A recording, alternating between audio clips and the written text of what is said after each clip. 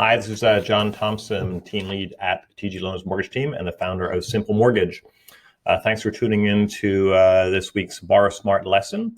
This week, we're going to be talking about what's called a mortgage payoff side account.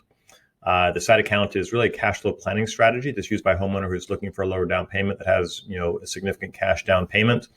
And they're trying to figure out, should they put more money into the property to get a lower down payment, or should they, invest and keep that money? Right, the goals would be to reduce payments, maybe diversify assets, protect assets, and increase the estate and net worth.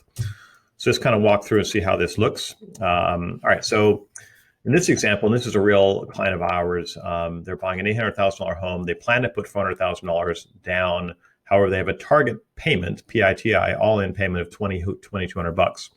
In order to get to that, it's going to require initial $125,000. Right, so here's a $400,000 mortgage. It's a $275 mortgage. Total PITI $2,742, $2,200 over here. Payment difference of about $544 a month. So that becomes the choice. So if they have the money to put into it, they would have the choice of ultimately, putting the money in as a down payment to achieve a lower payment, or what if they kept the money on the side and simply withdrew the money from that side fund over time, which is the best financial choice. Let's kind of compare this. So again, here's our $275 mortgage. Here's our $400,000 mortgage and the related payments. In this example, they still have the $125,000.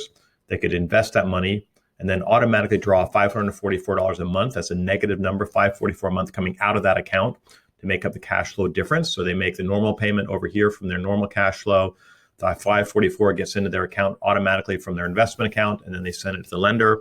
So their cash flow payment is $2,200, and they're slowly reducing that $125,000 over time. So is this a good thing or not a good thing? And it's not for everyone, but this is really a $103,000 decision, and let me explain why. So over time, here's what would happen. The mortgage gets paid off, the property value is $1.4 million. In this example, the property value is $1.4 million. But in this example, they still have $103,000 left at the end of a 30-year period. So that's $125,000 growing, taking out $544 a month. They're ahead by $103,000. So that's a significant decision. What else could they do? So let's kind of play this out. The green line represents the growth of the money. So they leave the money in here, and then it slowly reduces over time because they're reducing by $44 a month. This intersection point that I've highlighted is at about 24 years and 3 months. That's when there's enough money in their side fund to simply pay off the mortgage. So at that point, in 24 years, they could just pay off the mortgage, be mortgage free, and kind of continue on along their merry way. But of course, that's another decision at that point.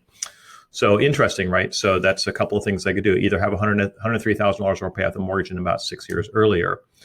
So again, not for everyone, but a strategy worth looking at and one that we talk to our clients about all the time. So did we achieve our goals? Well, sure, we reduced the payments potentially.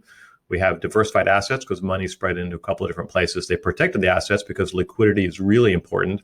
Have you increased the estate net worth? Yes, you have. You've increased it by $103,000. Okay.